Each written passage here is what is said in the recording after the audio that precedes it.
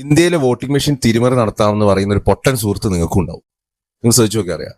നിങ്ങളെ കൂട്ടത്തിലുണ്ടാവും ഒരുത്തൻ വോട്ടിംഗ് മെഷീനിൽ തിരിമറി നടത്താൻ പറ്റുന്നത്. ഇന്ത്യയിലെ ഈ ടെക്നോളജീനെ പറ്റിയിട്ടും രാഷ്ട്രീയത്തിനെ പറ്റിയും യാതൊരു ഐഡിയ ഇല്ലാത്ത കുറെ ആൾക്കാർ അവിടെ ഉണ്ട്. ഇതിൽ മെയിൻ സുഡാപ്പികളാ. പിന്നുള്ളത് കമ്മിങ് കൊങ്ങിക്ക് ഒരു ഗതികേടുണ്ടെന്ന് വെച്ചാൽ അവന്മാർ ജയിക്കുന്നോടത്ത് അവർക്ക് വോട്ടിംഗ് മെഷീൻ പ്രശ്നമല്ല, അവർ തോക്കുന്നോടത്ത് മാത്രമേ വോട്ടിംഗ് മെഷീൻ പ്രശ്നമുള്ളൂ. സുഡാപ്പിക്ക് അത് എല്ലായിടത്തും പ്രശ്നമാണ്. സുഡാപ്പിക്ക് വേറെ പ്രശ്നം, അവർക്ക് ഇന്ത്യയെ ഇഷ്ടമല്ല. ഇന്ത്യയിൽ ഒരു സാധനം അവർക്ക് ഇഷ്ടമല്ല. എവിടെ ഒരുത്തം പ്ലക്കാർഡും പിടിച്ച് നടക്കുക വോട്ടിംഗ് മെഷീനെതിരെ. ഇവൻ ഈ പൊട്ടന് തടി കുറയുന്നല്ലാതെ പ്രത്യേകിച്ച് ഒരു ഗുണമില്ലത്. ഇവൻ ഇതുകൊണ്ട് ഈ മണ്ടത്തരവും ബാനറിൽ എഴുതി മണ്ടന്മാരെ ആൾക്കാരെ നമ്മളെ പറ്റി വിചാരിക്കില്ല എന്ത് പൊട്ടനാണ് ഇവൻ ഇങ്ങനെ കളിക്കുന്നത്. ഇവനെ തടി കുറയുന്നല്ലാതെ ഈ മണ്ടത്തരം എഴുതുന്നതിനെ ഇതൊക്കെയാണ് ഇതിന്റെ പ്രശ്നം. ഫസ്റ്റ് ഓഫ് ഓൾ അവർക്ക് ഇന്ത്യയിൽ യൂസ് ചെയ്യുന്ന വോട്ടിംഗ് മെഷീൻ ഏതാണെന്ന് അറിയില്ല.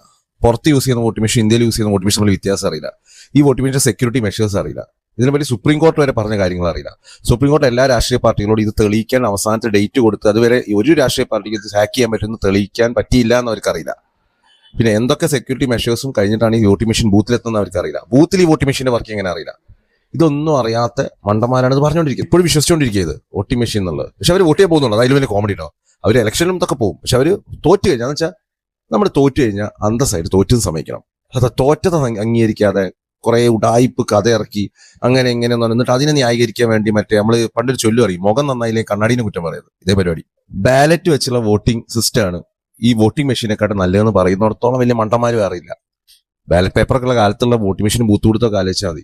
അതൊരു ബേസിക് സാധനം. ബാലറ്റ് പേപ്പറിനെക്കാട്ടും നല്ലതാണ് വോട്ടിംഗ് മെഷീൻ. ഏതൊരു പൊട്ടൻ അറിയുന്ന കാര്യം. പക്ഷെ ഇതുപോലെ വിശ്വസിക്കാത്ത മണ്ടന്മാരുടെ ഐക്യയുടെ ലെവൽ ആലോചിക്കുക. ഇതേ ആൾക്കാരാണ് മോഡി 15 ലക്ഷം കൊടുക്കാന്ന് പറഞ്ഞു നടക്കുന്ന ആൾക്കാർ. ഇതിൽ ഏറ്റവും വലിയ രസം എന്താ വെച്ചാൽ ഇലക്ഷനിൽ ഏതായാലും തോറ്റും. ഇപ്പൊ കൊങ്ങിയും കമ്മിയൊക്കെ ഇലക്ഷനിൽ തോക്കുന്നുണ്ട്. കോൺഗ്രസ്സുകാർ തോറ്റ് 8 നില പൊട്ടി. ഇന്ത്യയിൽ കോൺഗ്രസിന് യാതൊരു സ്കോപ്പും ഇല്ല നാഷണൽ ലെവലിൽ.